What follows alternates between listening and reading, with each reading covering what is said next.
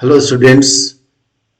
मैंने आपसे कहा था कि मैं मेरे लेक्चर के वीडियो के साथ साथ मैं कॉम्पिटिटिव एग्जाम के पॉइंट ऑफ व्यू से और सीयूईटी के एग्जाम के पॉइंट ऑफ व्यू से एमसीक्यूज और कॉम्पिटिटिव एग्जाम के भी प्रिपरेशन करवाऊंगा। उसका ये आपको फर्स्ट वीडियो भेजने जा रहा हूँ। इसकी थ्योरेटिकल पोर्शन मैंने पूरा एक्सप्लेन कर दिया है। अब इनके ऑब्जेक्टिव को मैं एक्सप्लेन करते हुए जा रहा हूं फटाफट, ताकि आपकी अच्छी तरीके से तैयारी हो सके। इन ऑब्जेक्टिव में हम सबसे पहले ये जो ऑब्जेक्टिव हम देख रहे हैं कि इलेक्ट्रोकेमिस्ट्री इज, देखिए मैंने आपको एक्सप्लेन किया था कि इलेक्ट्रोकेमिस्ट्री क्या है। इलेक्ट्रोकेमिस्ट्री मेरे इस वीडियो का पहला आप पार्ट देखेंगे तो इसके फर्स्ट पार्ट में हमने इलेक्ट्रोकेमिस्ट्री की डेफिनेशन दी है। दो तरीके की डेफिनेशन थी। एक तो इलेक्ट्रोकेमिस्ट्री रिलेशन बताती है, किसकी रिलेशन होता है इसका किसका, केमिकल एनर्जी में, है ना, क्योंकि केमिकल एनर्जी कन्वर्ट होती है इलेक्ट्रिक एनर्जी में। तो केमिकल एनर्जी और इलेक्ट्रिक एनर्जी के बीच में रिलेशन होता है, इलेक्ट्रिक एनर्जी के। तो यही हमने डेफिनेशन दी थी कि it is the science branch of the science which deal the study of chemical energy and electric energy. तो आपका ये पहला ऑप्शन इसमें राइट होता है। दूसरा, मैंने आपको सेकंड डेफिनेशन बताई थी कि इलेक्ट्रोकेमिस्ट्री में क्या होता है कि जो केमिकल एनर्जी रहती है, केमिकल एनर्जी, ये केमिकल एनर्जी स्पॉन्टेनियसली, देखो स्पॉन्टेनियस का मीनिंग क्या होता है, ये लिखा है ना, स्पॉन्टेनियस का मतलब होता है अपने आप होते जाना। स्पॉन्टेनियस, जैसे आप एक मार्केट से सेल ले आते हो और वो सेल घड़ी में डाल देते हैं, तो क्या होता है कि ये वाला जो सेल रहता है घड़ी में डाल देते तो अपन को ये खुद ही खुद काम कर रहा होता है। अपन उसके लिए कोई स्विच ऑन और ऑफ नहीं करना होता है, खुद ही काम कर रहा होता है, इसमें करंट बन रहा होता है। तो जो केमिकल है वो स्पॉन्टेनियसली अपने आप केमिकल एनर्जी में कन्वर्ट होता है और इलेक्ट्रिक एनर्जी में कन्वर्ट होता है। और ये इलेक्ट्रिक एनर्जी जो रहती है वो हम यूज जब करते हैं तो वो स्पॉन्टेनियस नहीं होती है, वो हम बटन को ऑन करें या ऑफ करेंगे तभी वो यूज होती है। तो मतलब कि इसमें spontaneous energy, chemical energy spontaneously change होती है इलेक्ट्रिक एनर्जी में, और जो इलेक्ट्रिक एनर्जी होती है वो यूज की जाती है कैसे, नॉन स्पॉन्टेनियस के रूप में यूज की जाती है। तो इसका जो सेकंड ऑप्शन तो मैंने आपको बता दिया कि the study of production of electricity from energy release during spontaneous chemical reaction, मतलब ये भी इसका सही है। थर्ड है use of electric energy to bring out non spontaneous work, मतलब ये भी सही है। और इस तरीके से इसका ये ए बी सी तीनों सही है। क्लियर। अब दूसरा क्या है कि कह रहा है कि the study of electrochemistry is important. Electrochemistry की स्टडी इंपॉर्टेंट क्यों है? देखिए मैंने आपको बताया था कि इलेक्ट्रोकेमिस्ट्री का बहुत बड़ा यूज है, और वो किसमें यूज है कि जो अपने सेल होते हैं, मोबाइल का सेल बन रहा होता है, घड़ी का सेल होता है, और अपना आजकल जो न्यू टेक्नोलॉजी आ रही है, ई रिक्शा आ रही है और गाड़ी बाइक वगैरह भी आ रही है, तो ये सारी जो है ना बैटरी का यूज करती है। ये सारी के सारी इलेक्ट्रोकेमिस्ट्री का इसमें यूज होता है। तो एक सबसे पहले जो है ना न्यू टेक्नोलॉजी जो डेवलप हो रही है वो आजकल इको फ्रेंडली है और फ्रेंडली है ना, और वो इसी से इलेक्ट्रोकेमिस्ट्री बेस पे है। दूसरा, मैंने आपको बताया कि जो बैटरी है या आपका सेल है, वो भी इलेक्ट्रोकेमिस्ट्री के बेस पे होता है और अपने कई इक्विपमेंट्स में काम में आता है। और इसके अलावा जो रहता है, थर्ड पॉइंट मैंने आपको बताया कि आजकल जो है इसका बहुत ज्यादा यूज हो रहा है। तो ये डिसिप्लिनरी और वास्ट यूजिंग ब्रांच ऑफ ये सब्जेक्ट है केमिस्ट्री का, और यानी कि कैसा है ये डिसिप्लिनरी है, ये मैंने यहाँ है ना इंटरडिसिप्लिनरी। तो इंटरडिसिप्लिनरी है, इंटरडिसिप्लिनरी और वेरी वास्ट सब्जेक्ट है। और मैंने आपको बताया था कि यह जो एनर्जी है इलेक्ट्रिक एनर्जी, ये जो है ना ब्रेन हमारा, कई लोगों पेशेंट्स को प्रॉब्लम हो जाती है, ब्रेन से रिलेटेड होती है, माइंड से रिलेटेड होती है। तो उनको ट्रीटमेंट करने में वो किस चीज का यूज करते हैं, तो इसी इलेक्ट्रोकेमिस्ट्री के बेस पर। क्यों? क्योंकि जो हमारा ब्रेन होता है, जो सेल रहती है, सेल टू सेल या सेल टू टिश्यू या ब्रेन, ये सारा कम्युनिकेशन जो होता है, कम्युनिकेशन इनका होता है, कम्युनिकेशन वो सारा का सारा इलेक्ट्रो केमिस्ट्री के बेस पे होता है। ठीक है ना? तो इस तरीके से ये इलेक्ट्रोकेमिस्ट्री बहुत ज्यादा इंपॉर्टेंट है। तो क्या होता है कि पहला point, electrochemistry important to create new technology जो कि इको फ्रेंडली होती हैं, बिल्कुल सही। The transmission of sensory signal brain cell to brain vice versa, ये मैंने बताया, मतलब ये भी सही है। और electrochemistry is very vast and disciplinary subject, मतलब ये भी सही है। किंतु इसमें एक और ऑप्शन आ रहा है कि यह चीपेस्ट है, तो भैया चीपेस्ट नहीं है, ऐसी बात नहीं है। अपन को ये सेल इतने सस्ते भी नहीं होते हैं। तो ये जो है ना, ए बी सी सही है और इसका डी गलत है। क्लियर? अब मैं आपको जो ये बैटरी बता रहा था, इसका इंपोर्टेंस बता रहा था। आजकल लिथियम और लेड, ये दो चलती हैं, बैटरी में चलता है। तो जो लिथियम है उसका आज इंडिया में बहुत ज्यादा लिथियम मिला है, और कहते हैं कि इस लिथियम के इतने ज्यादा सोर्स मिलने से इंडिया की जो इकोनॉमिकली कंडीशन है वो अरेबियन कंट्री की इक्वल हो जाएगी, मतलब इंडिया रिच हो जाएगी। तो ये राजस्थान में भी अभी मिला है बहुत बड़ा इसका सोर्स, और दूसरा जम्मू में भी, जम्मू कश्मीर में भी मिला है। आपको इसको याद रखना चाहिए कॉम्पिटिटिव एग्जाम के अकॉर्डिंग। तो यह हुआ, मैं ये और भी मैं बताते जा रहा हूं, और आप चाहें तो इसका भी स्क्रीनशॉट लेके ले सकते हैं। आगे नेक्स्ट में आपको और बता रहा हूं, रुको इसको मैं सिलेक्ट ए करके और डिलीट में आगे आपको और देने जा रहा हूं।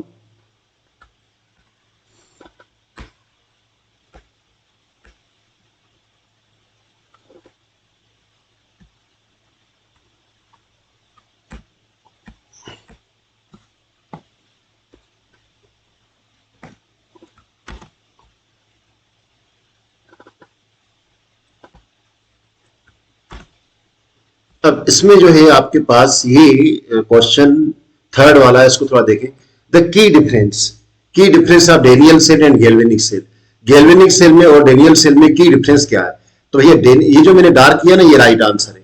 डेनियल सेल में कॉपर और जिंक का इलेक्ट्रोड ही यूज किया जाता है, और गैल्वेनिक सेल में तो आप वेराइटी ऑफ मेटल के इलेक्ट्रोड यूज कर सकते हो, ये कोई इसमें कंपलसरी नहीं होता है डेनियल सेल में, सॉरी गैल्वेनिक सेल में। डेनियल सेल में ये कंपलसरी होता है कि आपको कॉपर और जिंक का ही यूज करना होता है। याद रखने का तरीका यह है कि डी सी की पक्की दोस्ती है, ठीक है ना, यहीं को सी डी जेड की पक्की दोस्ती होती है, ठीक है ना। और तो यह इसका सही है। दूसरा, galvanic cell use only copper and zinc, तो मतलब ये गलत है, ठीक है ना। तो बोथ आर सेम, बिल्कुल सेम नहीं है। नन ऑफ दिस, ये भी नहीं है, तो मतलब इसका पहला आंसर राइट है। दूसरा, usually the salt bridge consist of, salt bridge में क्या यूज होता है? तो केसी ओनली, NaCl ओनली, या पोटेशियम क्लोराइड और आगर तो नहीं। Strong electrolyte, yes, strong electrolyte इसमें यूज होता है। देखिए मैं ना आपको जैसे सीबीएसई में कि आपके एनसीईआरटी की बुक में बताया गया है, तो इक्विलिब्रियम कांस्टेंट में मैंने वहां एक्सप्लेन किया, तो वहां पर मुझे उसको एक्सप्लेन करने के लिए एग्जाम्पल लेके जो मैंने एक्सप्लेन किया, उसमें मैंने पोटेशियम सल्फेट को साल्ट के रूप में बताया है कि ब्रिज साल्ट में लिया गया है। तो कहने का मतलब यह है कि इसमें जो इलेक्ट्रोलाइट यूज किया जाता है वो स्ट्रॉन्ग इलेक्ट्रोलाइट हो, फिर किसी का भी होता है, जरूरी नहीं है कि पोटेशियम क्लोराइड हो, क्योंकि आप जिस बुक को पढ़ रहे हो उसमें शायद पोटेशियम क्लोराइड दिया हो, किसी बुक में सोडियम क्लोराइड दिया गया हो, किंतु ऐसा नहीं है। स्ट्रॉन्ग इलेक्ट्रोलाइट यह यूज किया जाता है। क्लियर? दूसरा, इन द डेनियल सेल में क्या होता है, ऑक्सीडेशन कहां होती है, रिडक्शन कहां होता है, उसको भी मैं एक्सप्लेन कर चुका हूं। कह रहा है कि डेनियल सेल में electrode where oxidation take place is called anode, and where the reduction take place is called cathode. देखिए क्या होता है कि जहां से इलेक्ट्रॉन दिए जाते हैं, जिससे मैं आपको एग्जांपल आपकी छोटी क्लासों का दे रहा हूं।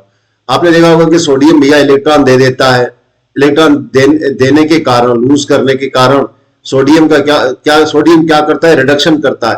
किंतु सोडियम का खुद का क्या हो जाता है, ऑक्सीडेशन हो जाता है। मतलब जो इलेक्ट्रॉन दे रहा होता है ना, उसका क्या हो जाता है, ऑक्सीडेशन होता है। तो यहां पर जो ऑक्सीडेशन होता है उसको क्या एनोड कहा जाता है, और जहां रिडक्शन होता है उसको कैथोड कहा जाता है। पहला ऑप्शन डेनियल सेल में। B, electrode where oxidation take place is called cathode. Electrode जहां पर ऑक्सीडेशन होता है उसको कैथोड बोला जाता है, और जहां पर रिडक्शन होता है उसको एनोड कहा जाता है। Zinc electrode is called anode, और जिंक के इलेक्ट्रोड को एनोड कहा जाता है। इनमें से कौन सा सही है? भाई इसमें जो है ना, पहला तो सही है और ये वाला भी सही दिख रहा है। क्यों? क्योंकि याद रखिएगा कि जो डेनियल सेल है उसमें कॉपर की जो रॉड होती है और जिंक की रॉड, तो डेनियल सेल में जो कॉपर की जिंक की जो रॉड होती है, जिंक की रॉड, जिंक प्लस, ये आयन यहां से निकालता है रॉड से और सॉल्यूशन में आ जाता है। ठीक है ना, सॉल्यूशन में आ जाता है। तो ये इलेक्ट्रॉनों को यहीं पर छोड़ देता है, कहां पर, रॉड पे छोड़ देता है इलेक्ट्रॉनों को। तो इलेक्ट्रॉनों पर रॉड पे छोड़ देता है और खुद यहां पर आ जाता है, मतलब इलेक्ट्रॉन दे के आता है। तो यहां पर इसका हो जाता है ऑक्सीडेशन, ऑक्सीडेशन हो जाता है। ठीक है ना, इसका जिंक की रॉड का। और जिंक की जहां ऑक्सीडेशन होता है वहां पर इसको एनोड कहा जाता है। एनोड यानी जिंक की रॉड को एनोड कहा जाता है। तो पहला अपन को सही लग रहा है। और कॉपर की रॉड पे क्या होता है, कॉपर क्या होता है कि कॉपर है ना, कॉपर की रॉड, यहां पर जिंक जो इलेक्ट्रॉन देता है वो इलेक्ट्रॉन यहां आ जाते हैं। और कॉपर सल्फेट, जब कॉपर सल्फेट के सॉल्यूशन में टूटता है, कॉपर के सल्फेट में और कॉपर के आयन में और सल्फेट के आयन में टूटता है, तो कॉपर क्या करता है, इसको दो इलेक्ट्रॉन जो चाहिए होते हैं वो ये रॉड दे देती है और ये रॉड पे जाके इकट्ठा हो जाता है, तो रॉड मोटी हो जाती है। इस तरीके से ध्यान रखिएगा, डेनियल सेल में जहां पर ऑक्सीडेशन होता है उस इलेक्ट्रोड को हम एनोड कहते हैं, और यह एनोड जो रहता है हमेशा नेगेटिव चार्ज वाला होता है। बात मुझे आपको समझ में आ गई होगी। और कैथोड जनरली कॉपर का होता है, और डेनियल सेल में कॉपर का होता है, और यहां पर रिडक्शन होता है, और इसके ऊपर पॉजिटिव चार्ज होता है। क्लियर? मैंने वहां पर आपको थ्योरी में भी बताया है कि इलेक्ट्रोलाइट, ये इलेक्ट्रोलाइटिक इलेक्ट्रोकेमिकल सेल है, और इलेक्ट्रोलाइटिक सेल अलग होता है। इलेक्ट्रोकेमिकल सेल और इलेक्ट्रोलाइटिक सेल अलग होता है।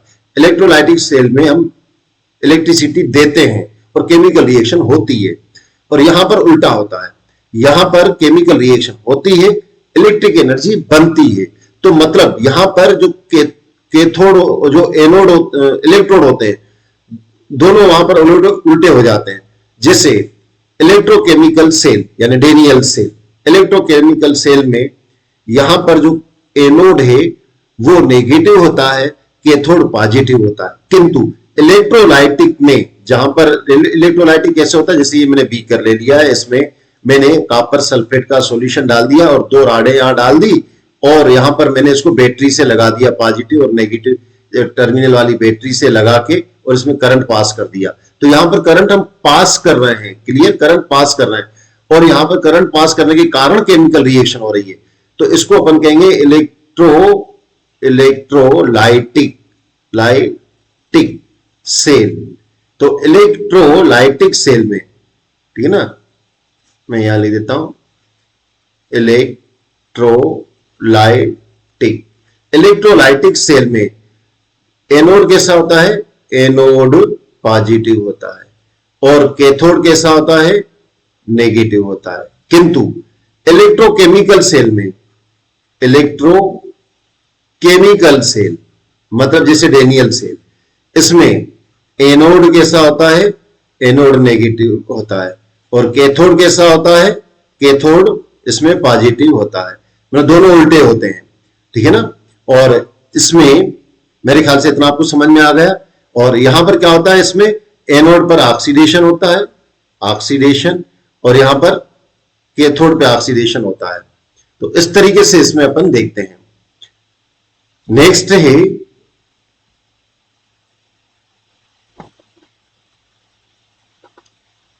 हाँ, पहले इसका आंसर आप देखेंगे, इसमें ए और C both are right, A और सी दोनों राइट है। In the Daniel cell, Daniel cell में क्या होता है, फिर से ये क्वेश्चन है तो अपन देखते हैं इसको भी। मैं इसको भी रख करूं, फिर आगे और क्वेश्चन ले लेता हूं।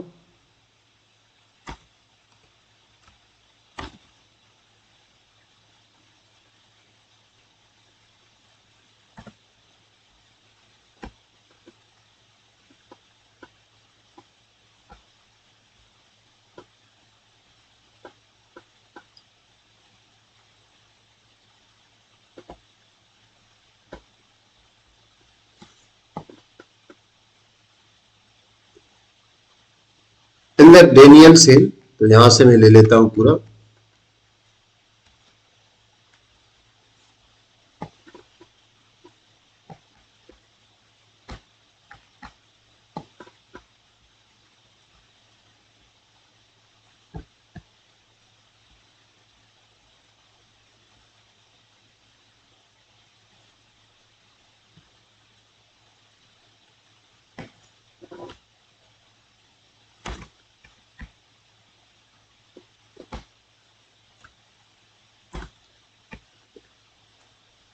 देखिए इसका एक ऑप्शन थोड़ा दिखाई नहीं दे रहा है जो आप में से पहला वाला, पर मैं आपको बता देता हूं, ठीक है ना। तो इसमें अपन ने जो ये वाला था, इसमें था कि in the Daniel cell a zinc electrode gain its weight. पहला क्या है, ध्यान से सुनिए, zinc electrode gain its weight. और दूसरा ऑप्शन है वो आपको दिखाई दे रहा है ना? दूसरा है कि copper electrode loss its weight. तो मैं अभी आपको एक्सप्लेन कर चुका, एक बार फिर से बता देता हूं, है ना। और zinc electrode loses its weight and copper electrode gain its wait. इसका जो है ना ये सी राइट है, ठीक है ना। क्यों? क्योंकि जिंक जो रहता है वो अपने इलेक्ट्रॉनों को देकर क्या करता है, जिंक जो है इसमें डेनियल सेल में क्या करता है, अपने इलेक्ट्रॉनों को इस रॉड पर छोड़कर और खुद रॉड से बाहर जिंक के आयन के फॉर्म में आ जाता है, ठीक है ना। और जबकि कॉपर क्या करता है, कॉपर इस सॉल्यूशन में से, कॉपर क्या करता है, सॉल्यूशन में से, ये सॉल्यूशन है और इसमें से कॉपर आयन क्या करता है कि जो ये इलेक्ट्रॉन हैं वो इसके पास आ जाते हैं, कॉपर के पास आ जाते हैं, कॉपर के रॉड पर, यानी कि कैथोड पर आ जाते हैं। तो कैथोड क्या करता है, कैथोड से ये इलेक्ट्रॉन इसके यहां पर इलेक्ट्रॉन लेने के लिए ये जो कॉपर है ना इस पे आ जाता है, कैथोड पे आ जाता है। तो कॉपर का वेट बढ़ता चला जाता है क्योंकि कॉपर इसमें इकट्ठा होता जाता है, और इसमें इसका वेट कम होता जाता है क्योंकि इसमें से जिंक के आयन निकलकर सॉल्यूशन में आते जाते हैं। तो इसमें सही क्या है, zinc electrode loses its weight and copper electrode gain its wait. तो इसका ये सही है, ठीक है ना। नेक्स्ट है व्हेन एक्सटर्नल वोल्टेज, यानी कि एक्सटर्नल वोल्टेज को अपन ने यहां पर ही अपनी एनसीईआरटी की बुक में दिया है, तो मैंने भी वैसा लिख दिया है। तो जब कह रहा है कि एक्सटर्नल वोल्टेज कैसा हो, वो लेस हो 1.1 वोल्ट से, तो क्या होगा, इलेक्ट्रॉन बहेंगे, फ्लो होंगे कॉपर से जिंक की ओर? नहीं, बिल्कुल नहीं, गलत है ये, ठीक है ना। Flow electron current flow from zinc to copper? नहीं, ये भी गलत, ठीक है ना। हमेशा याद रखिएगा जिस साइड इलेक्ट्रॉन बहते हैं उसके ऑपोजिट डायरेक्शन में करंट बहता है। इसमें तो सेम है, zinc is deposited at the zinc electrode. नहीं, डिपोजिट थोड़ी हो रहा, वहां से तो छूट रहा है। और कह रहा है कि copper dissolve it copper electrode. नहीं भाई, वहां से डिजोल्व थोड़ी होता है, जिंक डिजोल्व होता है एनोड से और कॉपर डिपोजिट होता है कैथोड पे। तो मतलब इसका डी सही है, क्लियर, इसका डी सही है। अगर फिर से यही क्वेश्चन है, अगर एक्सटर्नल वोल्टेज कम हो 1.1 वोल्ट से तो क्या होगा, इलेक्ट्रॉन फ्लो होंगे जिंक से कॉपर की ओर? नहीं भाई, बिल्कुल नहीं। मैंने बहुत डिटेल डायग्राम के साथ थ्योरेटिकल पोर्शन में एक्सप्लेन किया, आप वहां पर देखिए, डायग्राम भी देखिए क्या है। डायग्राम कुछ इस तरीके का, मैं इसको थोड़ा रब करके आपको बता दूं, क्योंकि यहां पर है ना क्या होता है कि इसमें कैसा था उसको देखिए आप, ठीक है ना। इस तरीके से ये सेल होता है। जब इस सेल में आपकी एनसीईआरटी की बुक में दिया है, क्लियर दिया गया है, अगर इस सेल में अपन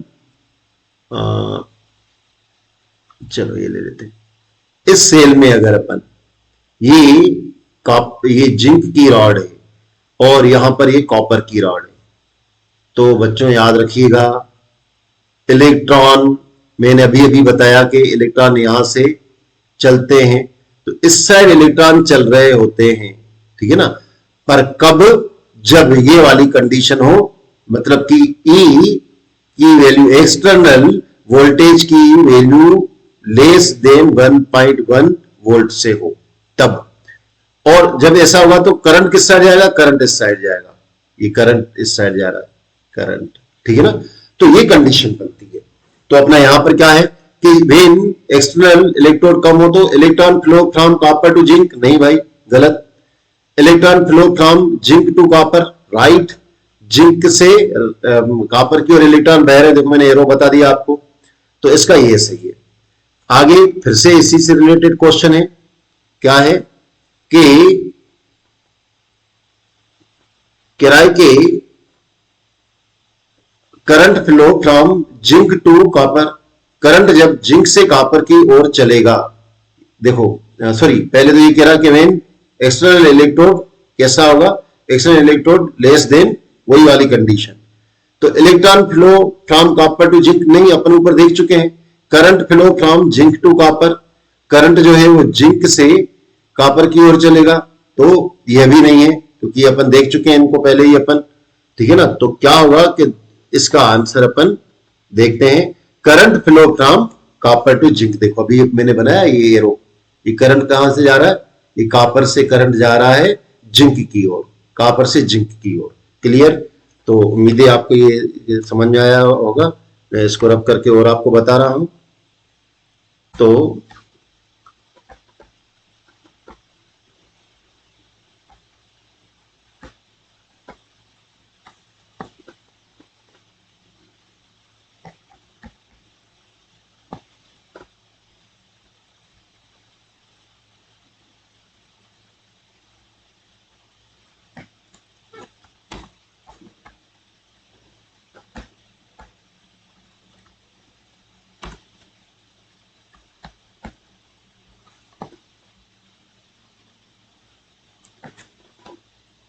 अथवा मैं यहीं पर आपको एक्सप्लेन करते जा रहा हूं, यहां पर भी आ गए हैं। कह रहा है कि वेन एक्सटर्नल इलेक्ट्रोड 1.1 वोल्ट के इक्वल हो तो क्या होगा। तो भैया नो फ्लो ऑफ इलेक्ट्रॉन, नहीं इलेक्ट्रॉन इसमें बहेंगे, नहीं करंट इसमें बहेगा, यही सही है, क्लियर।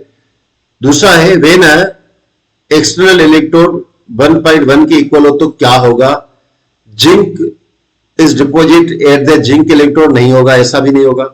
कॉपर भी डिजोल्व होगा, ऐसा भी नहीं होगा। ऑक्सीडेशन वगैरह होगा, नहीं। रिडक्शन भी होगा, नहीं होगा, कुछ नहीं होगा। No chemical reaction take place, तो ये इसका डी सही है, जब ये इक्वल होगा तो, क्लियर। दूसरा, अगर एक्सटर्नल, अभी अपन देख रहे थे कि एक्सटर्नल इलेक्ट्रोड कैसा है, एक्सटर्नल इलेक्ट्रोड कम था, अब ज्यादा है तो क्या होगा। देखो बच्चों बिल्कुल याद रखिएगा, बिल्कुल उल्टा होगा। पहले जो अपन देखते गए थे उसको बिल्कुल अपोजिट रिवर्स डायरेक्शन में पूरी रिएक्शन होगी इसके। अगर आप वहां समझे तो यहां इसको क्लियर समझोगे।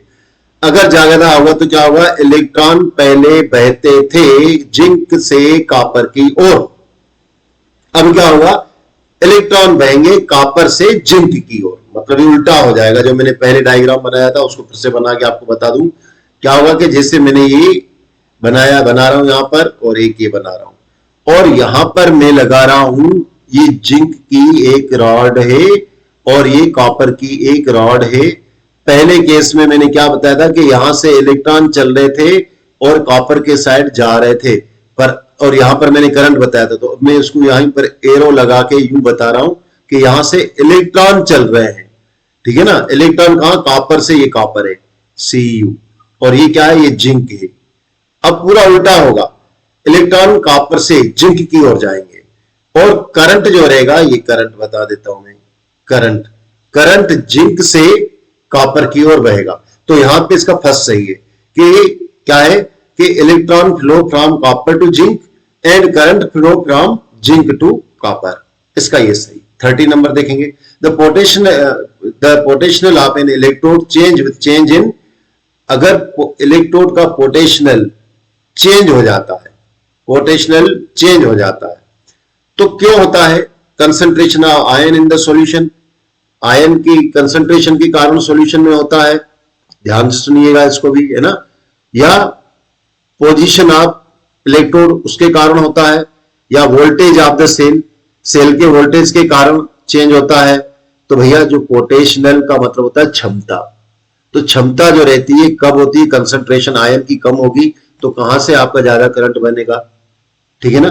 और position of electrode, position electrode की पोजीशन भी डिपेंड करती है वोल्टेज, यानी इसके लिए इसका डी ऑप्शन जो है बिल्कुल राइट है।